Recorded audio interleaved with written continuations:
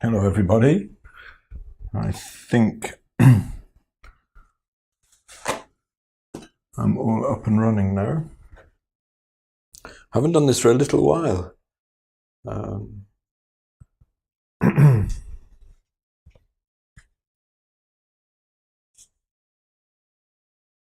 Hello Marcos, I'm very good. Nice to see you. It has been a long time. I was just saying that. It's been about, I have to say, I think December was the last time I did a live stream like this. Something like that. Hello Julie, nice to see you. So I thought I'd pop on today because I'm in the middle of, well, I suppose you could say in the early stages of a daffodil painting, because our daffodils are finally out here in the Cotswolds, and it's officially spring. And I'm so excited that the daffodils are here. It's ridiculous. They're probably, well, definitely one of my favorite flowers. And it's just, you know, it has to be said, things have been seeming a little grim for quite a while. And sometimes it seems that they're getting grimmer.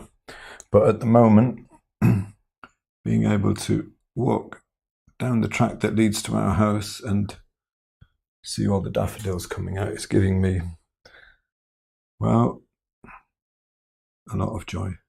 So I picked some today and I'm painting some. So I thought, being as I'm kind of at the interesting stage anyway with this one, where I'm just about to start putting in the flowers themselves, I thought it might be nice to pop on and do a live stream. I've missed streaming. I've really missed it. I've been busy with a lot of stuff, mostly teaching a workshop, which has just finished on Monday. I added an extra session, so it went over by a week from what it was supposed to be. It was lots of fun. It went really well. Everybody did brilliant work. I was really impressed. And I've got a short break of about 2.5 weeks before the next one starts. So I thought, well, now is a really good time for me to start getting back into doing a bit of live streaming. So the point I'm at with this painting at the moment is I always like to, this is Alla Prima painting, so I'm going to attempt to do this in one go. I don't know if I'll stream all the rest of it, but I'm going to stream at least the laying of the flowers. Okay.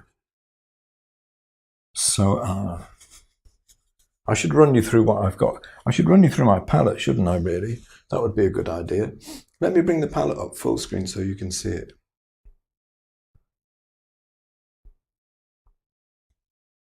I'll just, I'll make the reference photo disappear just for a second. And hopefully we'll remember to bring it back.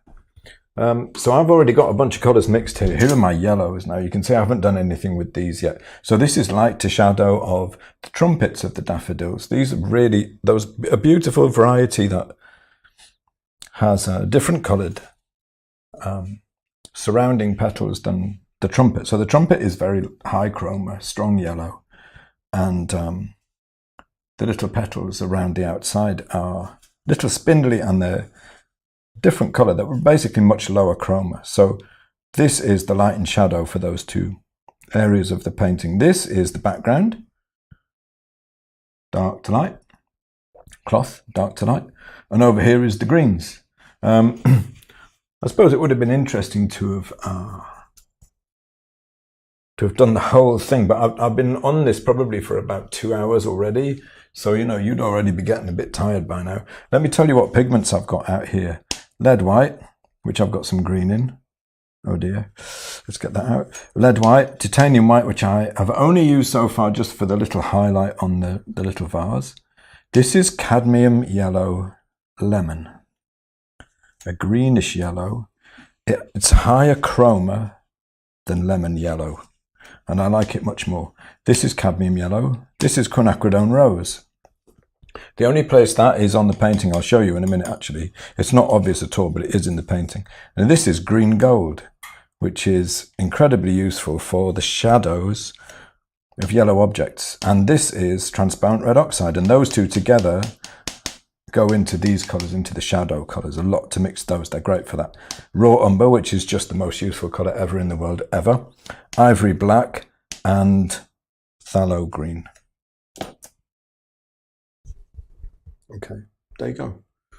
So when I started this, the first thing I did was this is an oil primed panel, medium grain canvas panel, and I put a layer of linseed oil cut with a little bit of terps, a little bit of solvent over this, and then I started to paint into it.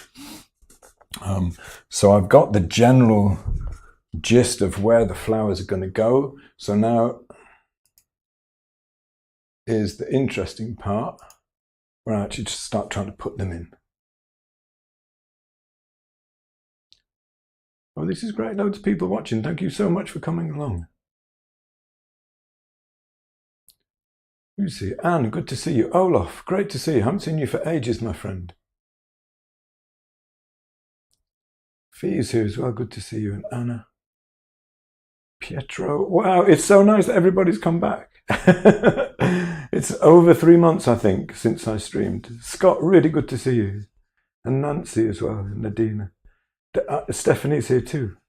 And Rosemary and Vicky. Put a quick note in the chat. Tell me where you're watching me from. I'm quite excited, I confess. It's been so long since I've done one of these. Listen, I need to get some yellow on this painting. I do love daffodils, so I'm going to get out a couple of brushes that I think are going to help me with this. For petals, I usually use, you know, like petal-shaped brushes. These are Rosemary's Eclipses, pretty much the only brushes I like from Rosemary's. The rest of them are, don't tell anyone, but they're pretty dire. But the Eclipses are really nice.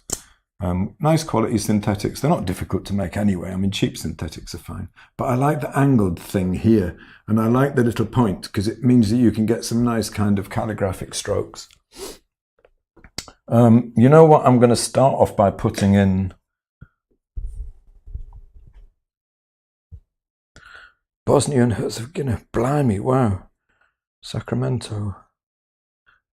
You see, Veronique, you've said, I'm going to try and say this, Connecticut, is that right? Because when I look at it, I read Connecticut, but that's totally not right at all, is it? Corey's from Canada, brilliant. And Marcos is from Brazil. Marcos, good to see you. I haven't seen you for a while as well. I'm going to put some shadow colour. So usually when I'm whacking stuff in, you know, at the moment, because it's Alla Prima and I want to get it whacked in. But I don't want to give the impression that I've just dashed into this, because I've done quite a lot of preparation first. You all know by now I use Munsell, right, for my colour. So I've checked the local colour of these daffodils. And from experience, I've mixed light and shadow colours from the local. So these colours here are the locals.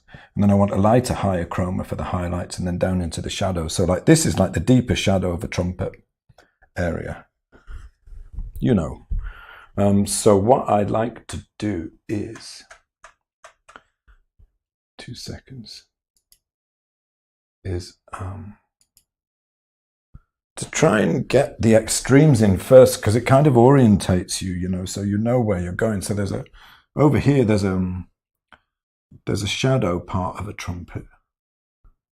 So I'm going to try and kind of draw and paint at the same time as I go.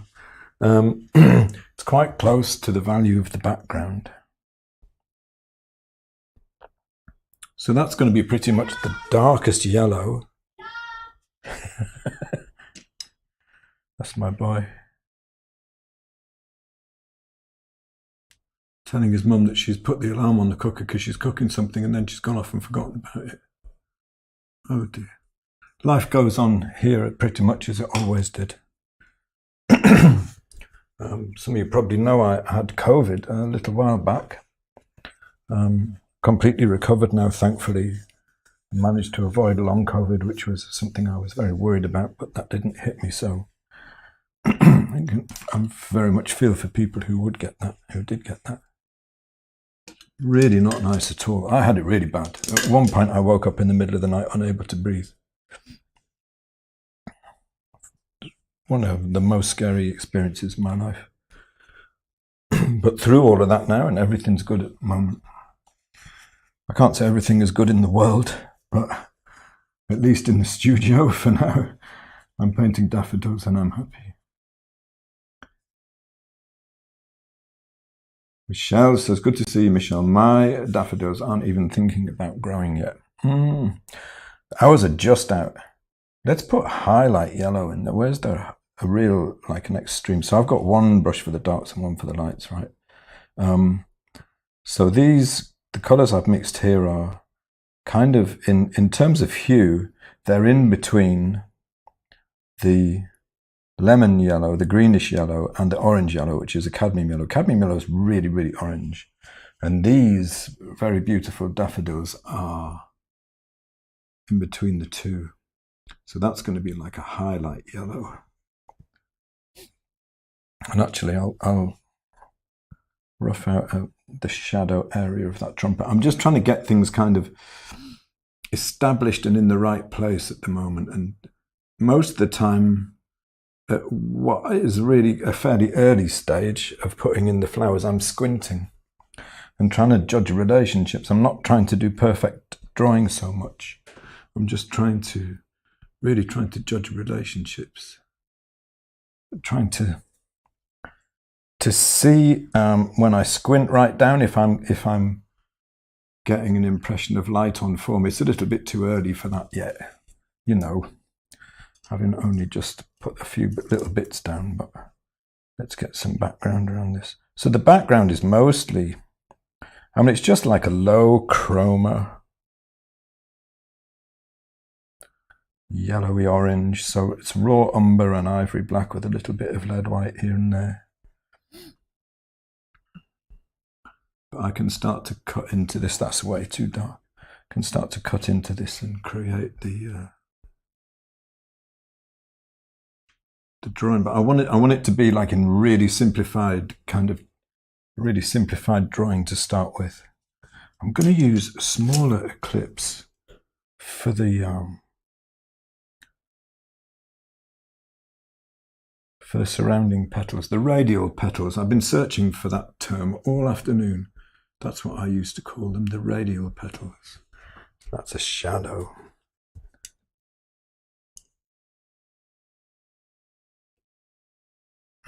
Hello, Brenda. Nice to see you. Susan's here. Brilliant. And Jellybean.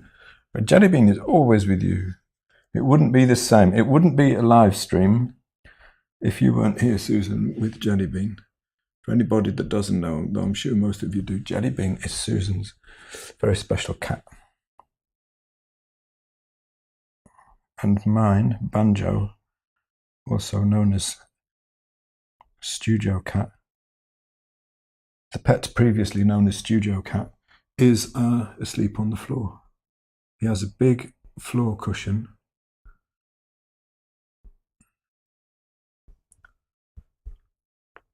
I would guardedly say at this point that I think those colours are going to work. I think it's a long shot, but it just might work. I'm not that bothered about perfection of drawing because, you know, it's not like a classical realist piece or anything. What I am bothered about is being able to get an impression of life.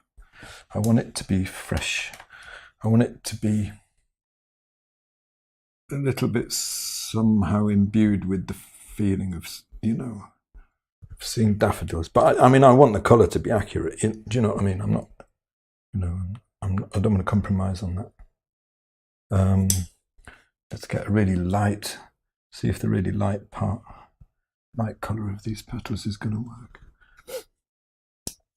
So this is all really slick still, so I can wipe bits out if I want to on the background.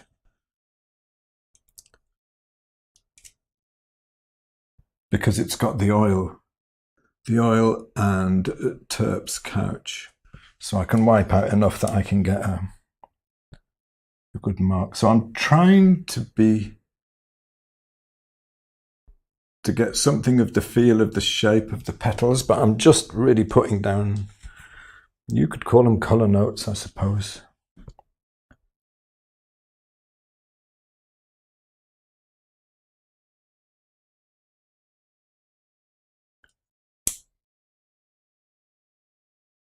And the nice thing about having all the colours mixed is that it means that I'm very unlikely to make any huge hummers of mistakes in the colour as I'm painting.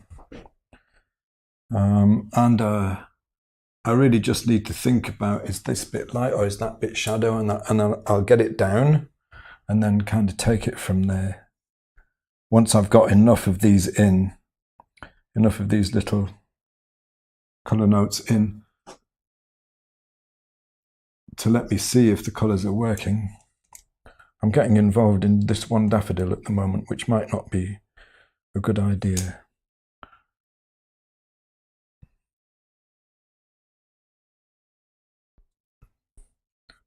To see, I totally shouldn't be doing, anybody who does workshops with me, look away now. I'm always saying, don't get involved in the detail too soon, but I can't resist putting in that little highlight just to see if it's going to work. The thing about daffodils I found is if the colours are right, you can kind of draw the petals with the brush strokes in a way, and they can come out really beautiful. Let's try and get the body of this trumpet in. It's generally darker because over here it's in a bit of shadow.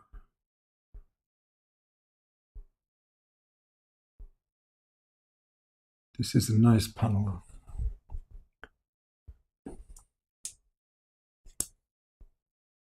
It's a long time since I've worked on an oil primed panel as well, because when I teach I usually paint on ampersand panels because they're pretty low cost and they're serviceable, they're good, you know. But my favourite surface to paint on is this oil primed linen.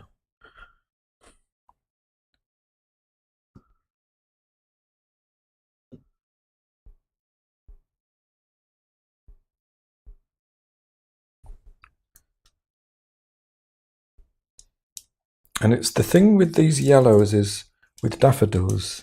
I mean, I'm lucky because I spent a lot of time painting daffodils last spring and the spring before.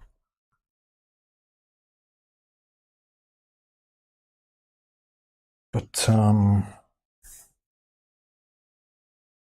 the yellows are very interesting because it's tough to get the chroma high. So these colours are at pretty much the highest chroma that I can get, these yellows.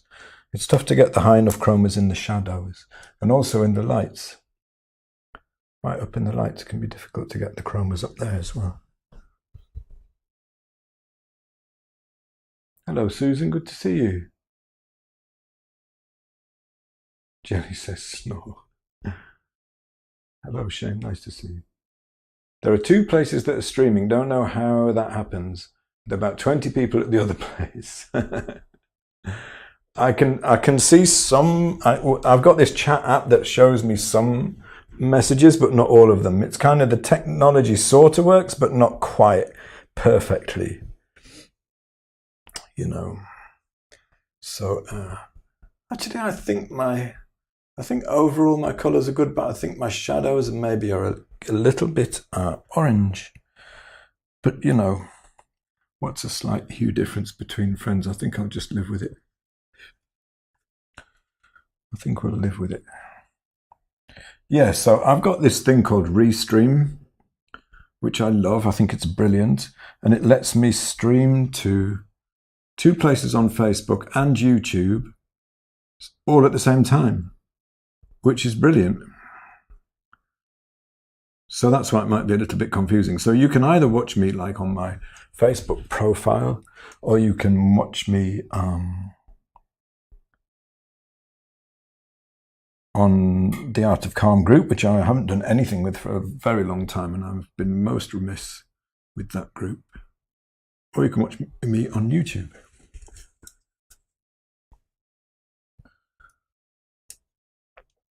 Whichever floats your boat. It's, you know, I just think it's nice to give people a choice. The only thing I haven't done yet is live TV. I want to be the new Bob Ross, you know, I want my own TV channel. What do you think? Should I do it? And also, I wonder if Bob Ross would have I reckon Bob Ross would have had a very big YouTube channel. Actually, I think he has got one, even though obviously he died a long time ago. I've heard that recently there's been a lot more interest in him and people like to watch his streams. I never saw it, obviously, because it was a US thing. Bob Ross was in the US. We had, over here in the UK, we had a children's program called Vision On. And there was a guy who also died relatively recently called Tony Hart. Anyone ever heard of Tony Hart? He was the creator of Morph, the little plasticine guy. And he was a big early influence on me. Like, I used to love the gallery. He used to show a gallery and you could send in your work to Vision On. And he had his own program later on called, what was it called? I can't remember. Maybe just Tony Hart. And I have to say, I sent in formative artwork to Tony Hart on more than one occasion, and it was never shown on the gallery section. It scarred me, for years. Not really. What do you think of what do you think of the colours? Do you think they're looking all right? Of course, the one thing I don't know is how it looks on your screen at home. This I cannot know.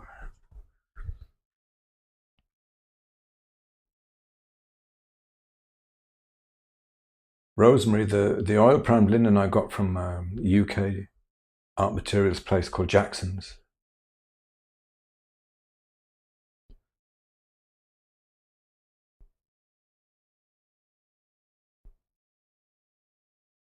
Sammy, paint them all. Paint all those daffodils. They're calling out to you.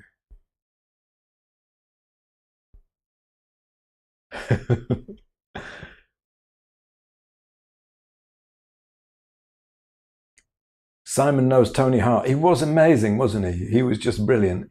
Take heart. That's it. Take heart. Thank you, Simon. And he used to just... He obviously used to rehearse his paintings beforehand, but he just used to whack them together and they would look amazing. And actually, I suppose now that I'm a little older, like about 50 years older, I kind of, if I watch them now, it surprises me. And I see some parallels because, like, when I teach, I've almost always worked through the painting demonstration that I'm teaching before I do it live. I mean, the streams are different. This I'm just doing like on the fly, But I mean, when I'm teaching, obviously, because you want to work out everything and make sure it's, it's going to be as informative as possible. And I'm pretty sure Tony Hart used to do that, because when you see some of the stuff he did, I didn't realize when I was a kid, when you see some of the stuff he did, it's like, how I used to sit there thinking, how did he do that so fast? That's amazing. How did he do it? I'm going to start sending these yellows a bit more towards green as I go, because they want to be a bit more. So I'm bringing a bit of the cadmium yellow in. I think they want to go a little bit more towards green. Let's have lighter one actually. So if I get a bit of this, bring in some of the cadmium yellow lemon, send it a bit of green, a bit more towards green.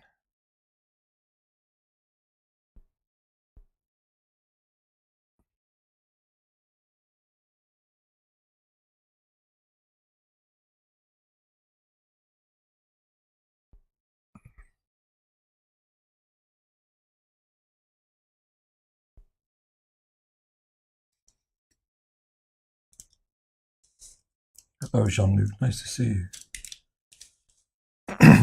Simon, I thought Heartbeat, but then I thought that was that program based in basically near where I'm from, in the northeast of England, with, it was the police program, like Heartbeat.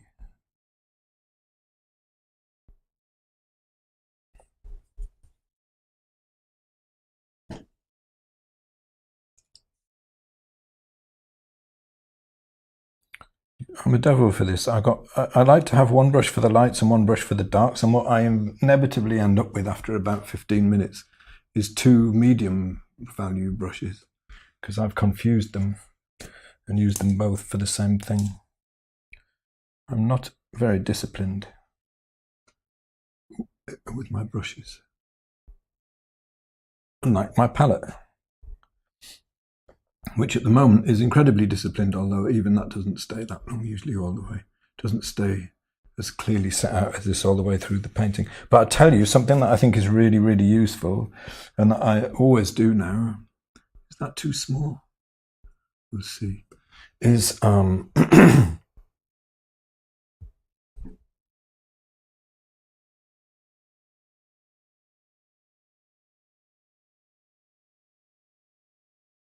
I will check them out, Simon, thank you. I organise my colours by value, so it doesn't matter which way around you have them, but I usually have the lightest values, highest values further away from me, and the lowest values closer to me. And I roughly set them out, although I've broken the rule a little bit here, like middle values would be about here. In fact, this is a middle value, so obviously I've got more colours there. Usually I'll try and get the middle value about in the middle of the palette. Didn't really work out for these little daffs. I think they're coming all right. I think they're going to be all right. I think the colour's going to work. So I'm cutting in the background, you know, hopefully that you can see that happening. I'm cutting in the background to kind of draw the petals. So I just drew out the mass of where the flowers are going to go, and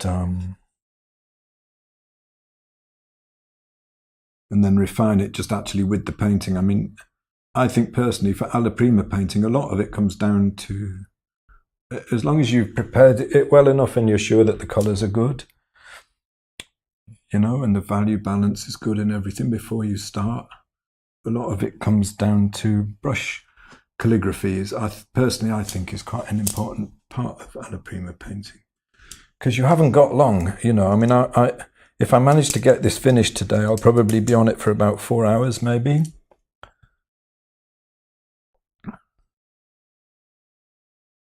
And that's not really all that long when you think about it, to do like a whole painting. Lately, I've been doing more like multi-session paintings. Like, oh, I'll show you this one actually. This is from the workshop that just finished.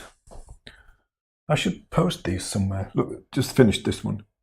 I'm very happy with the lemon. Little brass pot from India, used to carry holy water from the Ganges. But anyway, that was 2 sessions, that one, but that's like a teaching one, so it's slightly different. But this one, I still haven't finished it. This one I was streaming before Christmas. I've got loads of work to do on this still. I'll get back to that at some point. But anyway, I digress. I'm thoroughly enjoying myself because it's been such a long time since I've streamed.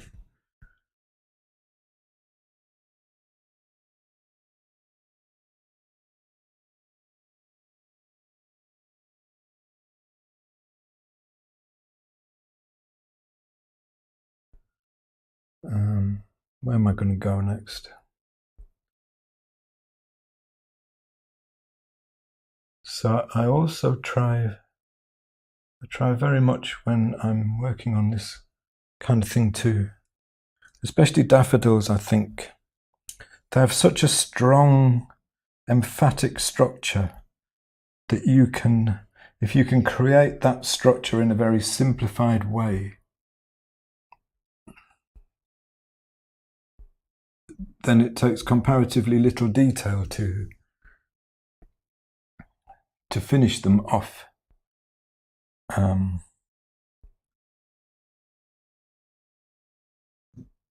You know, for me, I think part of the thing about Alla Prima painting is it should have a kind of a certain amount of energy and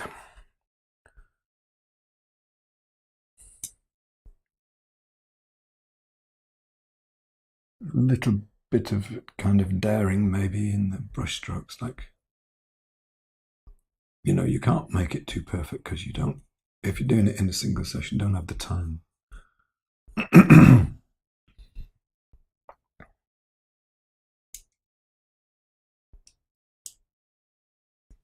I'm a little bit confused about my drawing now. And what goes where. I'm not sure, it is known when I drew it, but now I'm not sure. See, coming out from this one, there's a petal which comes down here, lines up with the bottom of. I'm just trying to think this through. There's a lot of little shapes, and I don't like just putting, I am just putting down patches, but I don't like just putting them down willy-nilly. I want to think about, for each patch of colour that goes down, what's its orientation to the light, that plane? Why, you know, why is it that value? Which part of the flower is it? But especially the orientation to the light, because that helps me make sure I get the right colour in.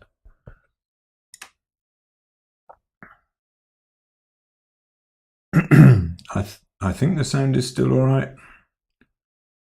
Hello, Sasha. That's all right, don't worry.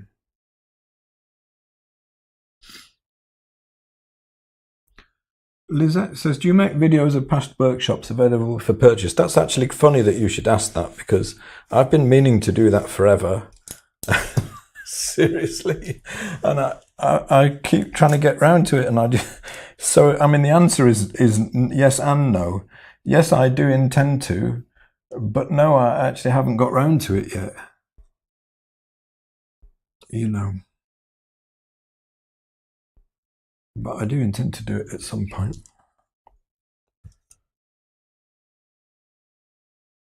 I think it would be a good thing to do. Obviously, like a lower price than a full workshop would be, because it's not live and you don't get to ask questions as we go along and all the rest of it. So.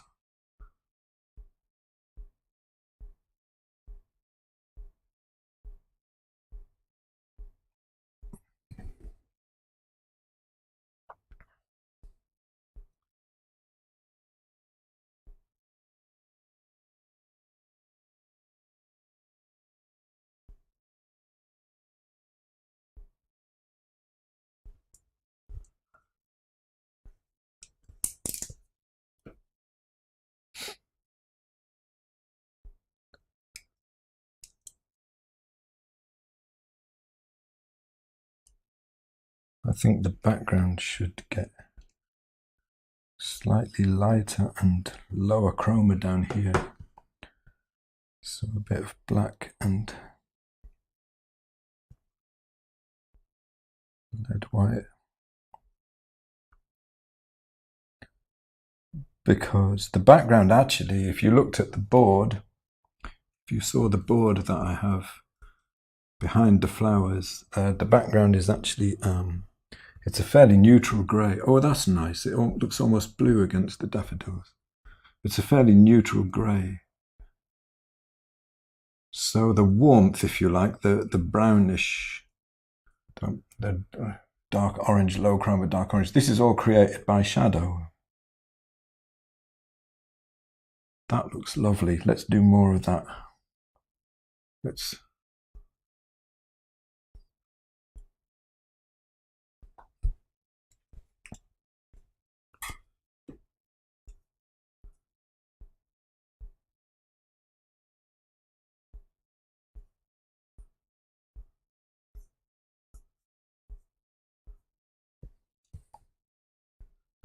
I'm trying not to be too worked up about not having too many brush strokes in there, then it gets darker as it goes up to the top.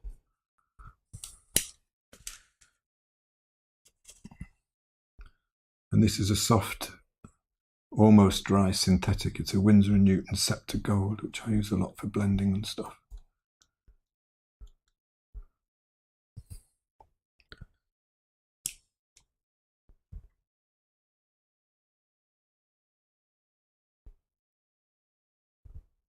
Hello, Iris. Good to see you too. It's been a while, my friend.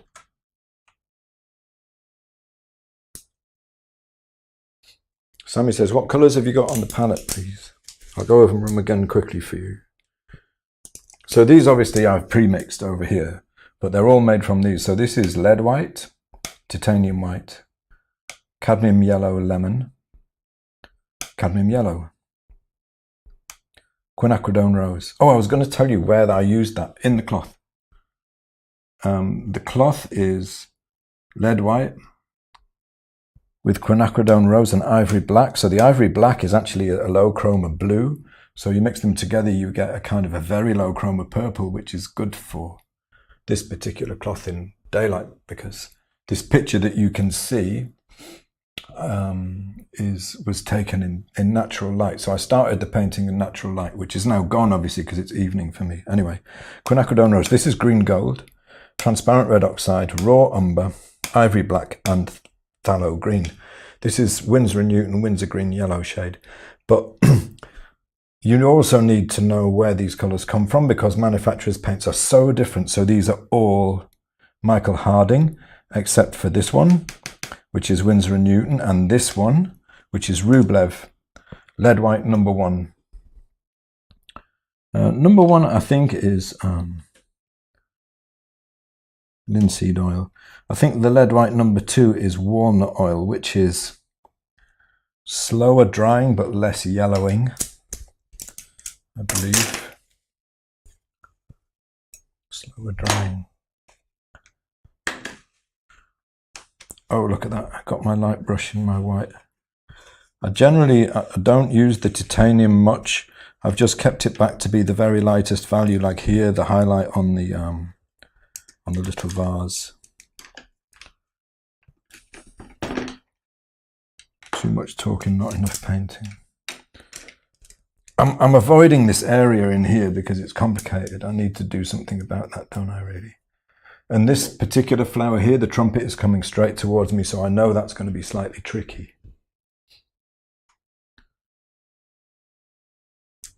What to do? Be brave. Catherine, these are mostly Rosemary's brushes, angled eclipses. The very pretty British racing green with the copper ferrule. Hog bristles are from Cornelissen in the UK. The best hog bristles, for my money, the best hog bristles in the world.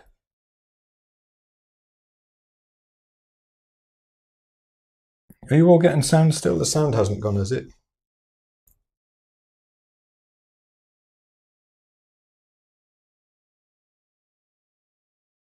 Are you all getting sound still? The sound hasn't gone. Just a quick check. The sound is still working, apparently.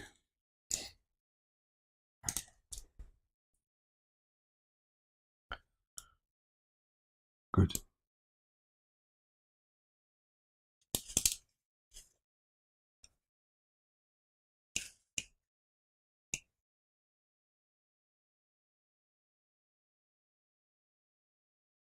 Yeah, you sometimes find that it depends on I mean, there's so many variables involved. As far as I can tell, I'm sending out a good stream. The software tells me that I'm sending out a good signal. But it's hard to say for sure. So I'm going to brave this daffodil in the middle of the trumpet because it's a complicated shape because it's pointing straight to me, which makes it incredibly difficult to paint because it's not a clear form. But I can't ignore it, so I'm going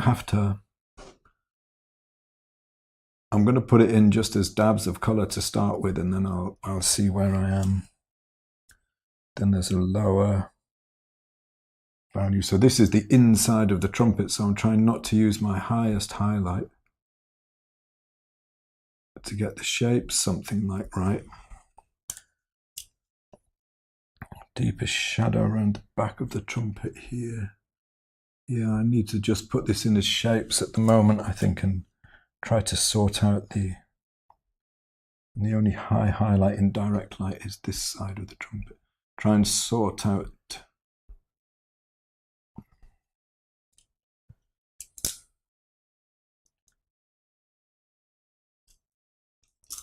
the painting of it so that it shows a form a little later. Or maybe I'll get away with it if some of the other daffodils look strong enough. We've got a beautiful strong form on the radial petal off to the left of that trumpet though, which is one of those gorgeous petals which is pretty much in two halves. Goes a long way up, probably down to there. It's in two halves, so it's like a V. So there's a lower value upper part, which I've done too dark.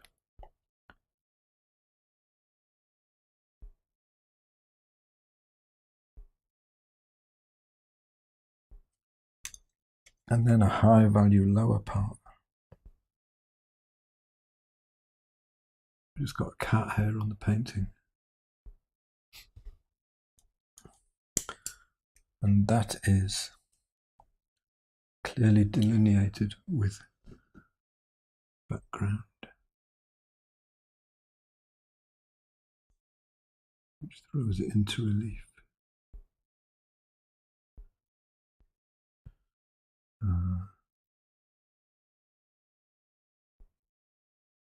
I haven't shown the value change clearly enough, I don't think, yet. It's almost like a kind of putting together a mosaic, but you've got to make each piece yourself as you go along.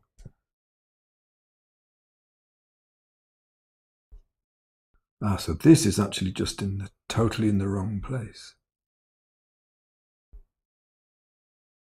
That's what's confusing me about it.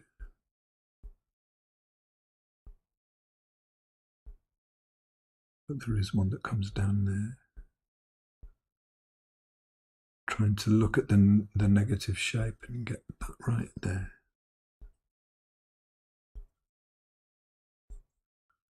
And there comes a point with paintings like this where you finally have everything covered and there's no bare panel left in it, and it all kind of goes and comes together, and you can finally see. You know what's going to help make this look like a trumpet is there's a cast shadow on these petals around it. So if I can get this cast shadow to work, then it will appear to push it out forward. There's a very dark value here in these petals.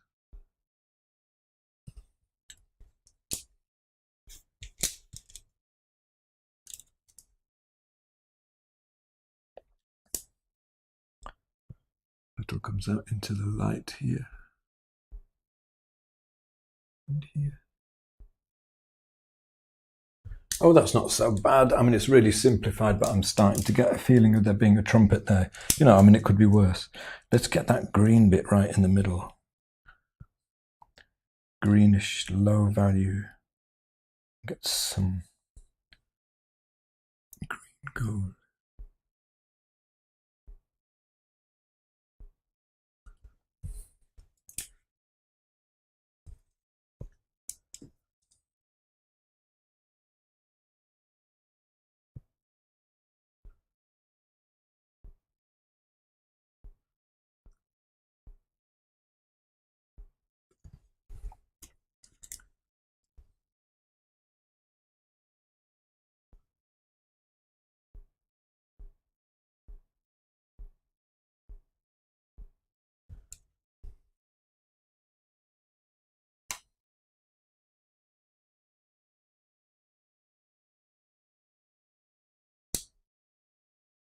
I'm going to pick up a lot of paint for this because I want this to go down in one stroke.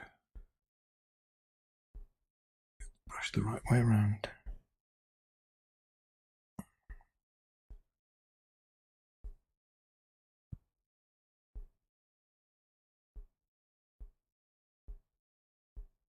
Go on, go on, go on.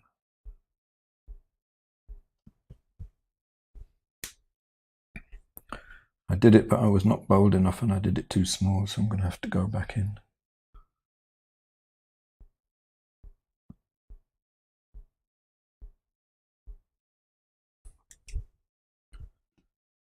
Bah. 3 strokes where I wanted to do it with 1.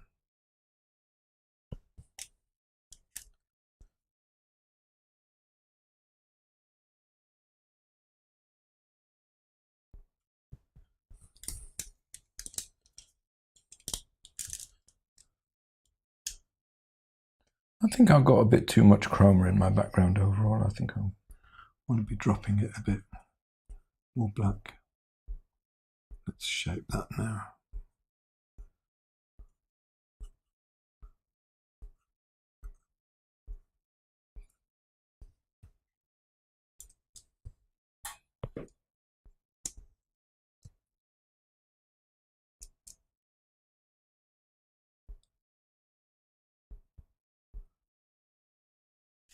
And another trumpet.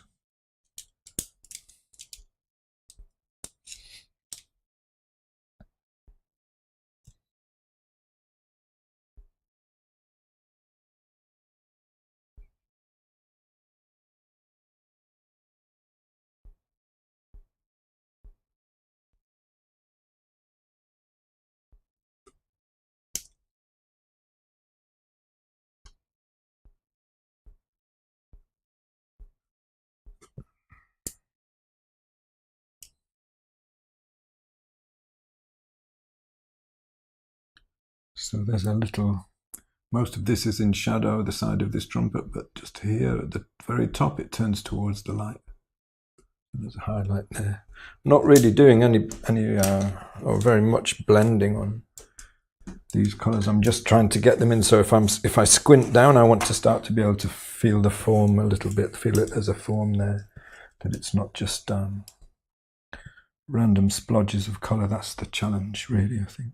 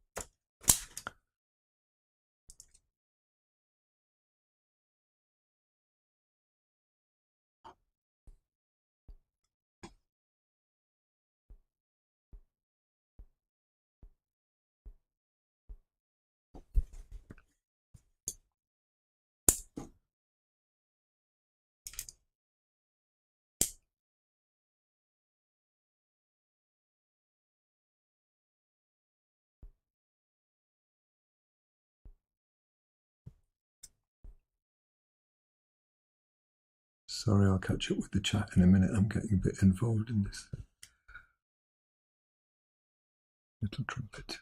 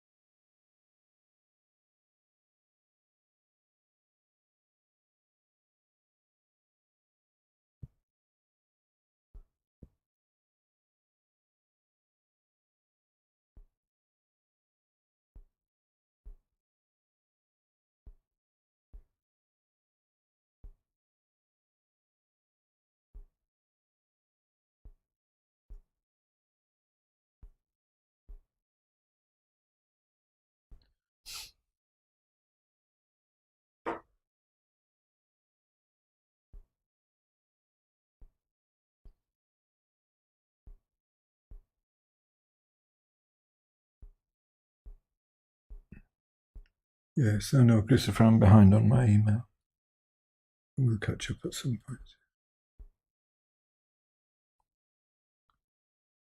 Sorry if it's making things difficult for you.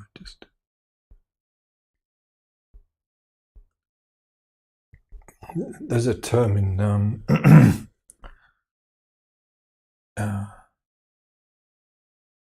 database programming that they call a one-to-many relationship. One of the difficult things about being online and doing stuff it is wonderful and inspiring and everything, but it also means that you have a one-to-many relationship, and I will be the first to admit that I do get behind on my emails and stuff. And I'm sorry, but I will get to it.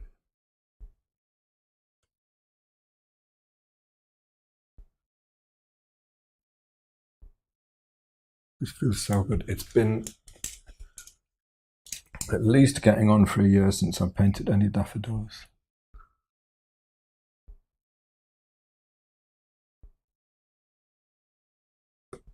May possibly be my favourite flower. So the bit I did almost first here is the least convincing to me at the moment. But I'm almost at the point where everything is filled in and I'll be able to see. I think the colours are okay. It basically will want, past this point, we'll want a bit more detail and careful painting. But for me, as long as, if I can get a painting like at a fairly early stage in it, and I get an impression of the form, then I know the colours are working reasonably well. It's such a beautiful colour to work with. Oh, this radial petal comes. No, it can't be in front of that trumpet, can it?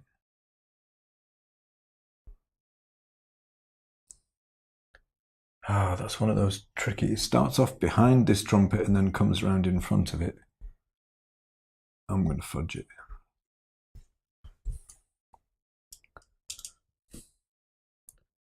So I don't think I'm going to be able to paint that convincingly. I think it will look confusing and not be form.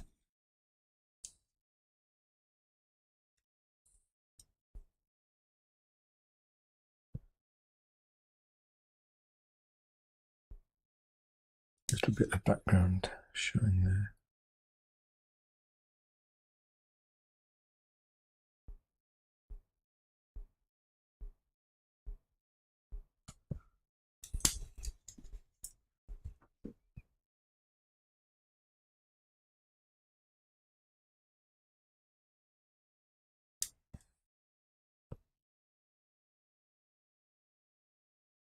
Ah, just put my shadow brush in the lights.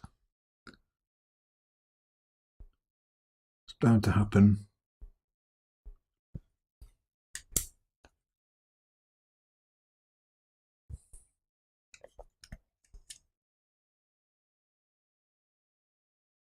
So Sammy says, do you use a different brush for each colour? Not quite. So let me show you how I've got them organised.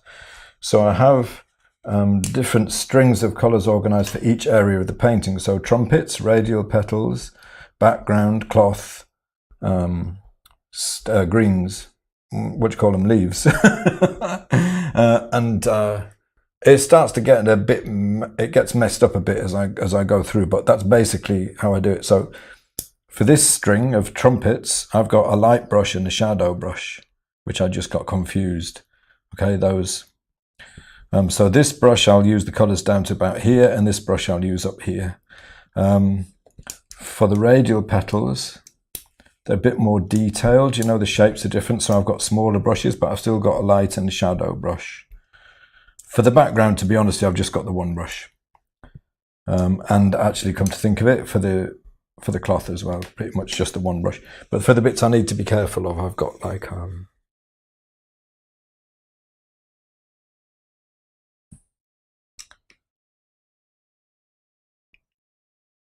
one brush for the lights and one for the darks. I decided something needs to happen in the background.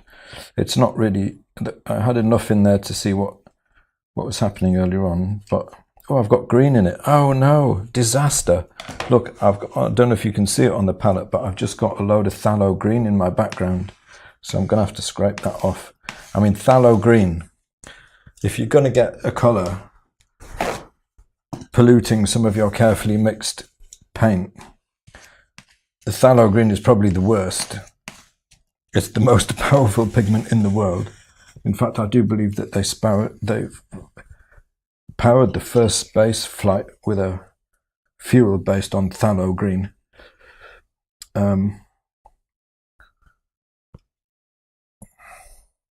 So that brush is junk. Got phthalo green on it. I've got to get a new background brush.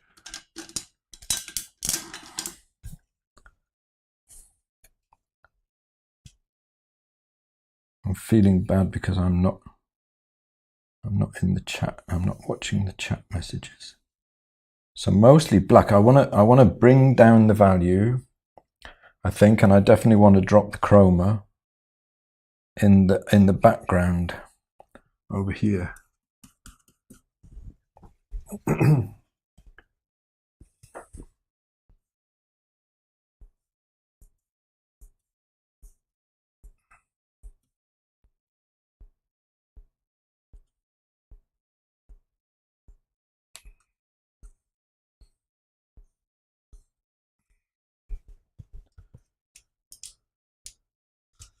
And then if I go over that with a dry brush, I can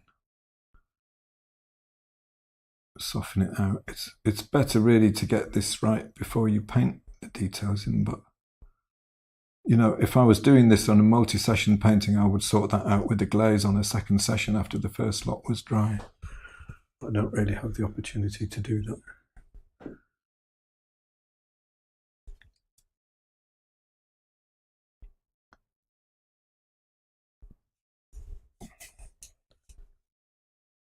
I think we're getting there though. The yellows are looking nice.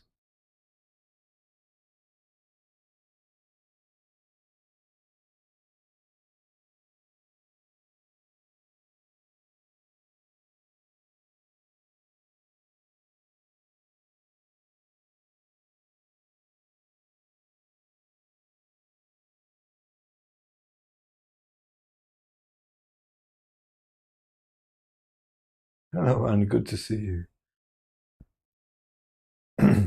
And you must get in touch with me because I'm trying to learn Norwegian at the moment and I'm struggling. I'm really struggling. I'm going to try and say open the door in Norwegian. Open the door. I know I murdered that. I need help.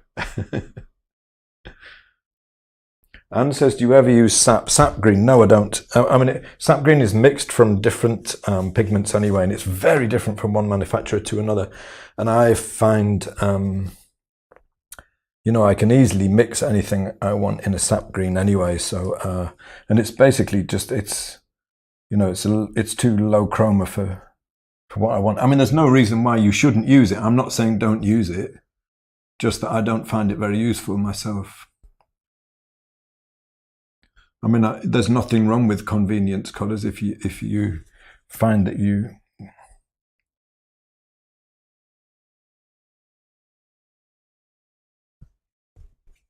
know something that you use a lot. You know, I'm not against convenience colors. I think I need something a bit more careful to control in my background now. Synthetic. What can I use? Using all my nice synthetics. Because I'm at the point now where I want to start thinking about controlling a little bit better some of these shapes. Because I find that the outline of a shape, if everything else is good, you know, if the value is good and the chroma and the hue, the outline can go a long way towards creating the feeling that you want. This bit is confusing because there's there's a petal in front of the trumpet, so I'm just going to leave that petal out because I want the trumpet to be clear.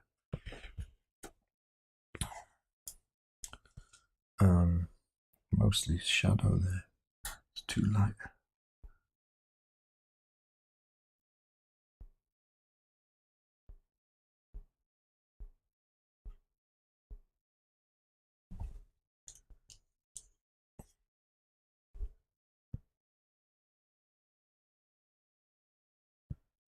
This one can go down a bit in value, so I'm kind of into like just getting past the whack-it-in stage and into the kind of adjustments stage where I try to clean things up a bit and make them make sense. Not into the detail stage yet, but definitely past the whack-it-in stage.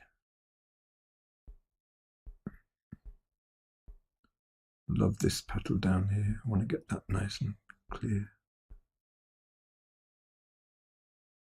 The shape of some of the petals that I've got is pretty poor. It's always like with Alla Prima painting, I'm always kind of trying to think, well, if I tried to clarify that shape, will I make the painting better, or will I lose some of the immediacy of the brush stroke? And it's not always an easy. Ow, that was bad. It's not always an easy call to make.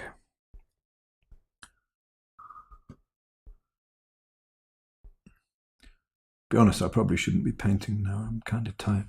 What time is it for me? 7:45. I haven't even had my dinner yet.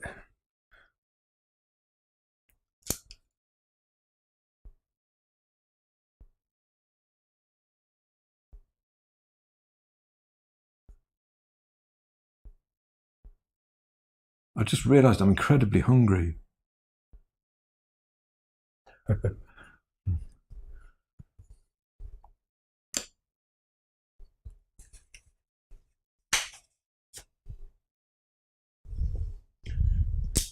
Duolingo. I will check that out, thank you.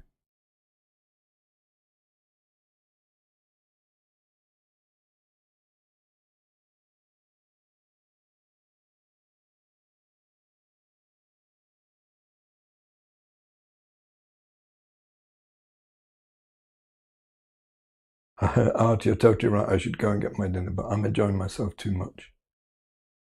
Oh no, and you're talking to me in Norwegian. I know like about 8 words in Norwegian. Literally. I'm not doing very well. I've only just started. But I really want to learn it. The reason I want to learn it is because I don't know if you know this, but I play violin rather poorly. And I've recently discovered Norwegian violin music, and I'm just in love with it. And I thought it would be interesting to learn a bit of the language, because that will help me perhaps understand the phrasing of the music, because the phrasing is very different than the music I'm used to. Really beautiful. And it really catches my ear. There's something about it. But I thought it would be. I reckon all music springs from language originally, so I thought it would be useful to learn the language. And learning a language is a good idea anyway, right?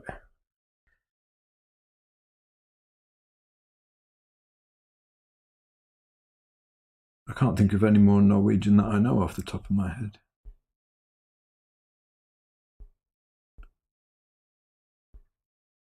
I've even forgot to say, hello, my name is Paul in Norwegian. I learned that the other week and I've forgotten it already. Very poor student.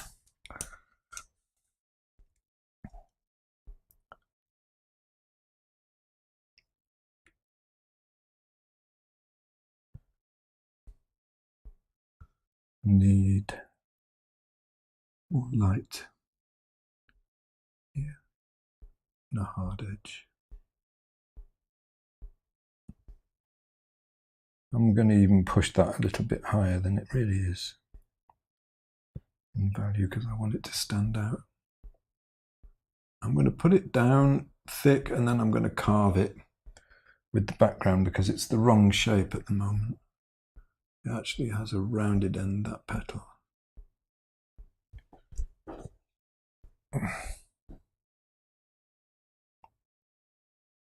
This bit is coming out of shadow. So this is a classic. I've done like a perfect triangle where in fact it's quite an involved shape, this petal. And I believe we have a kind of a propensity to straighten things and, you know, to make patterns where there are none and rationalize shapes.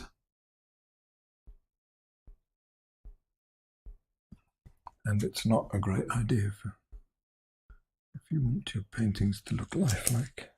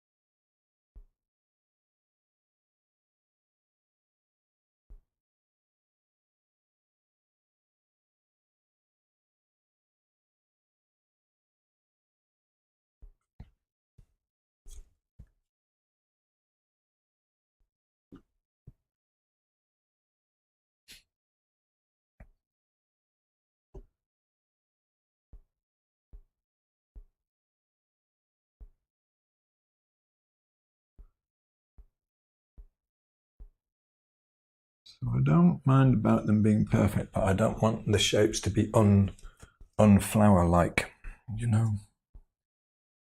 I want them to have the personality of the flower, the character.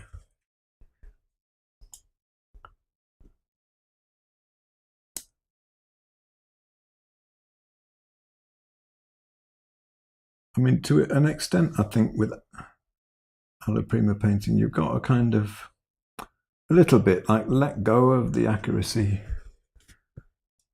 and allow the brush to speak a little bit, is how I usually describe it. Allow it to, the brush to make some of the form for you. But it's mostly the colour, mostly the values.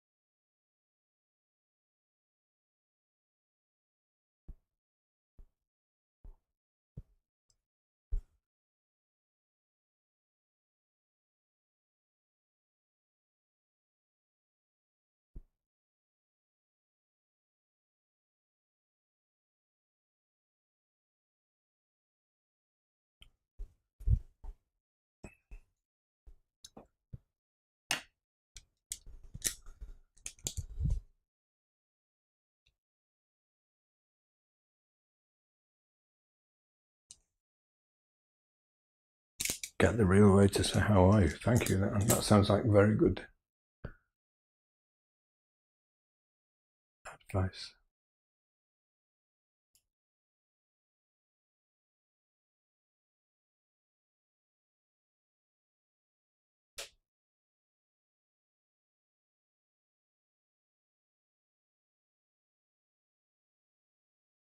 No, and no, I don't play. I mean, the Hardanger fiddle in Norway is just from the southwest, isn't it? Although they say it's the national instrument, it's really only the southwest. So I've found been listening to a lot to an incredible violinist called Sigrid Stubbsveen, who comes from Engerdal, which I think is the southeast. and she plays like a normal violin, very, very beautifully. Obviously a lot better than I do. And I just love that music. And but it is like the violin is like the national instrument, isn't it, of Norway, really.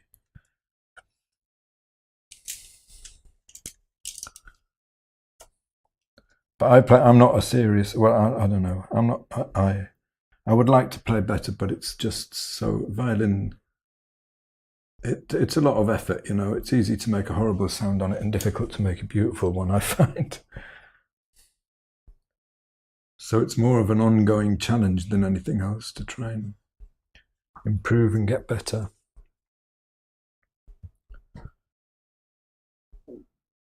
But I enjoy it. And the nice thing is, one of the boys plays violin as well, the older boy. The younger boy plays keyboards and he's becoming amazing at it.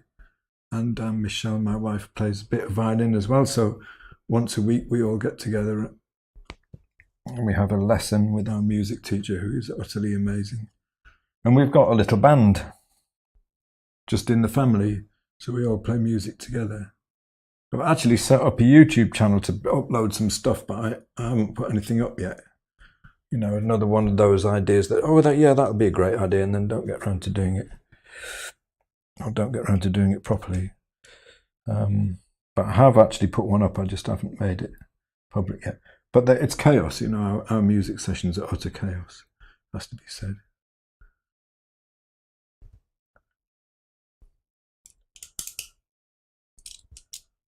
But fun with it.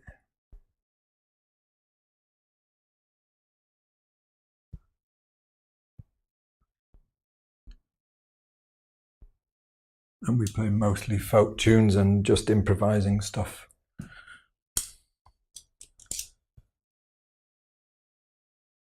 I think it's a really nice way to teach the kids music because they don't hate it, you know. They're not drilled in stuff that they really hate.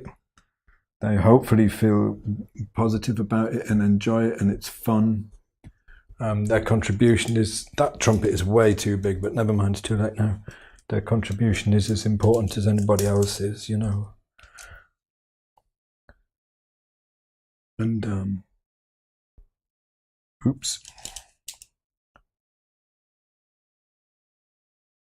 I think there's more chance that they'll continue to play as they get older that way. If it's interesting and fun and a family thing, and it brings us together. We're not brilliant or anything, but we do enjoy it. Excuse me.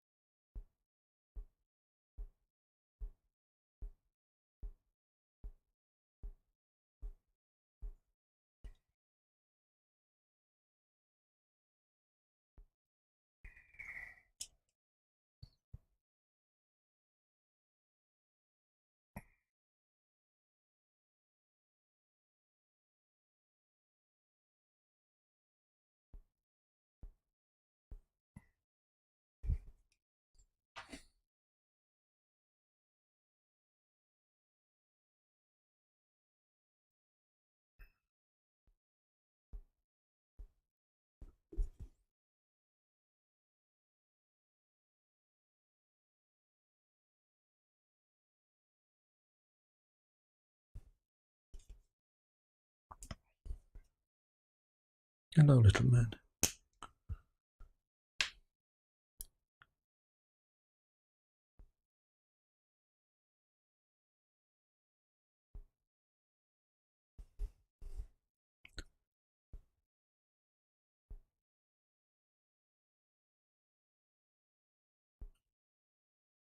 Yeah, so I got a workshop starting in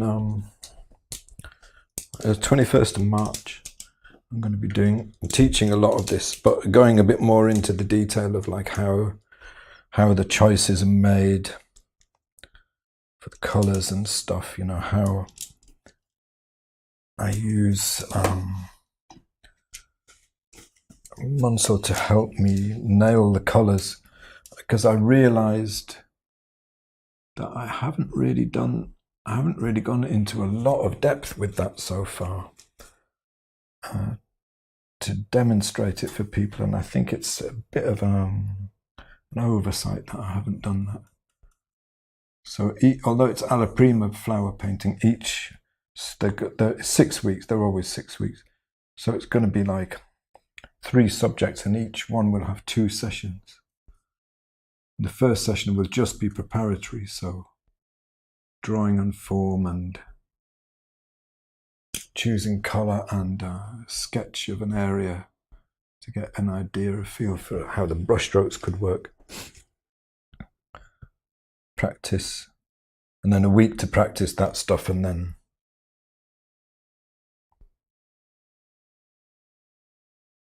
Alla Prima painting, because it's my belief that although Alla Prima painting often looks, you want it to look as if it's kind of done quickly and thrown together, but that's not actually how it happens. It's actually quite challenging, and the more carefully you can prepare it, the more likely you are to have a better result. And I certainly used to think, like a long time ago, I used to think that, oh yes, how do those people do? Just dash it off. And then you see some people painting and you realize, no, actually they work achingly slowly. And and that's how they're able to do it, just by working really slowly and considering each stroke.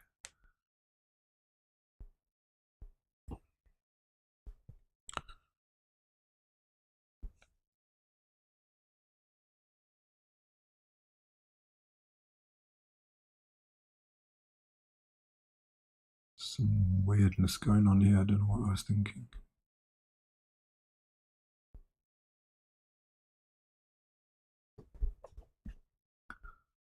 So I am in desperate need of refreshment, so I think I'm going to leave this here for now. Possibly come back a little bit later, but I kind of like the freshness of it, so maybe leave this pretty much at the stage it's at. If I'm honest, you know, there's a reasonable likelihood that I will go back into it perhaps tomorrow and do a little change here or there. You know, it's hard not to if you can see something small that you can definitely adjust without too much trouble. This needs to be all softer. So I say Alla Prima, but up to this point it has been, but there is always a possibility that I might have a little fiddle, because most of this will be dry by tomorrow. The yellows maybe not, but within a day or two they probably will be. Joe, I'm so glad. Joe says lots of stress has ebbed away while watching this. That is so nice. Sammy said, may I ask why you want to learn Norwegian? Hopefully I explained it. I want to understand the phrasing of the folk music from Norway.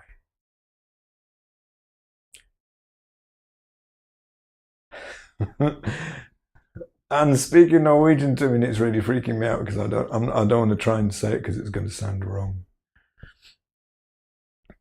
Sammy, excellent question. Is titanium white better than zinc white? Well, zinc white I've never used it, but it has a reputation for being brittle. For me, I would say personally, the only 2 whites that I ever have on my palette are lead white and titanium white, and they are different. Do you want out, little man? Okay. Hang on. Banjo wants out. There you go.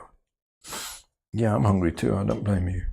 So let me run you quickly through what the main differences are between them. Firstly, titanium white is higher value. That means it's lighter than lead white. So for your very highest value part of a painting, like say, you know, a highlight on a like there, that's titanium. You know, a highlight on a piece of glass or something, on a piece of silver, and like titanium's a good choice because it will be the highest value you can get. In Munsell terms, it's a 9.5. It's also more opaque, so it can overpower mixes very quickly, but it can also raise value very quickly. it's slightly more towards blue, whereas lead white is slightly more towards orange.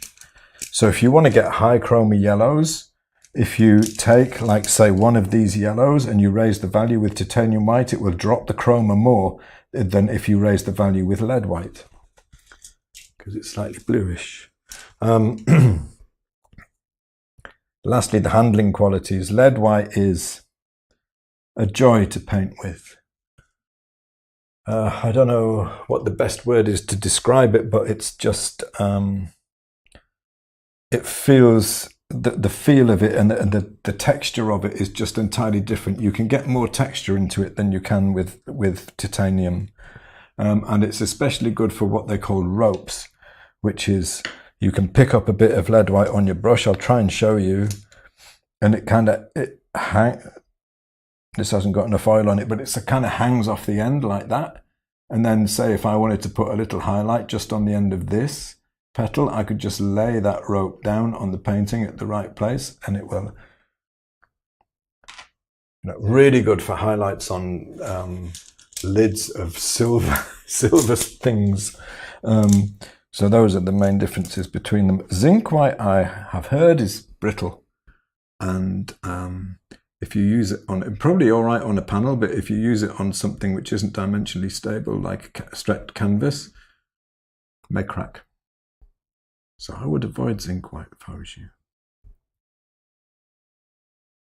And you've got such a range with lead white and titanium that it doesn't really matter.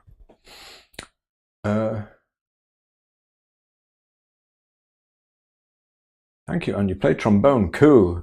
I'm actually in a band. I'm actually in an actual band, although we're not playing any gigs. Haven't played any gigs for a while because COVID and that.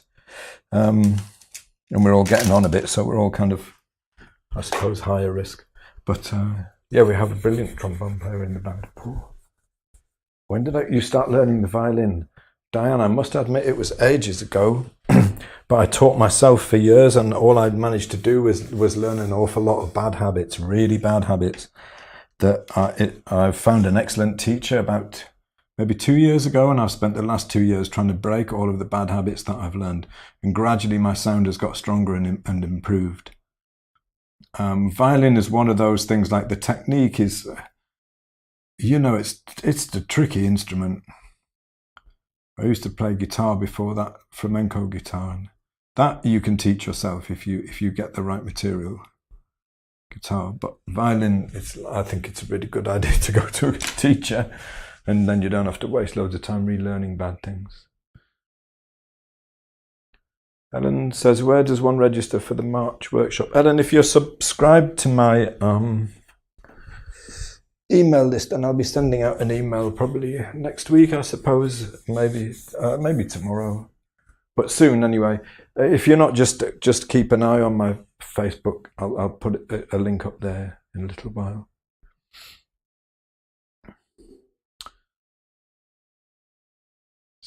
Kidius says, I believe the viscosity thing with lead white is called thixotropy.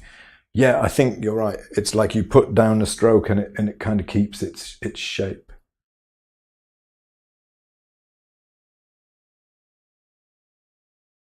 Anne says, could you repeat the colours on the palette, please? I certainly can. A nice way to sign off.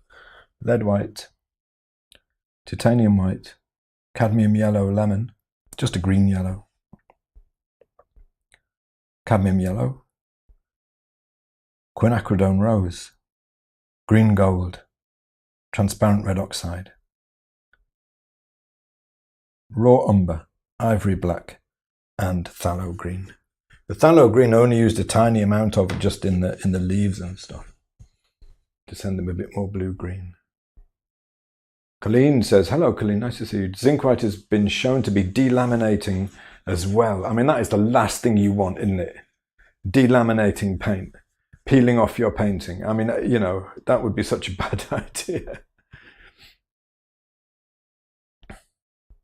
And says, I finally got a trombone teacher and he changed my life within 5 minutes. Yeah, totally.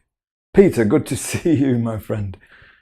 Biggest boost I took away from your webinar is using the Centauri value scale. It is brilliant, isn't it? It's brilliant, that value scale. Everybody should get one. I'm not affiliated. I just think it's brilliant. It's a Munsell value scale. These are all perceptually accurate half steps in value. It costs £10 on eBay. If you search for the Paul Kentore value scale, Paul Kentore Munsell value scale on eBay, you will find it. It's $10. Just get it. I mean, you know, it's one of the best investments you'll ever make as far as I'm concerned. All right, little man, in we come. Come on then. I'm not coming out. I'm talking to everybody. I'll come in a minute. Are you coming in or not? Just going to sit there and look at me. I know you want some special food. I'll come in a bit, all right? You want some special food and a pat probably, and I want some special food too. Oh, well, and that's great. If you're subscribed, then you'll get an email very soon. Okay, listen, everybody, thank you so much for coming along. It's been lovely to paint for you again after so long. I've properly missed it, and we'll try to... It's so hard to stop sometimes. I will try to do more. I might even do one tomorrow. I'll try and do one tomorrow. Let's see how things go. All right. Thank you very much, everybody. And bye for now, and I'll see you all again soon.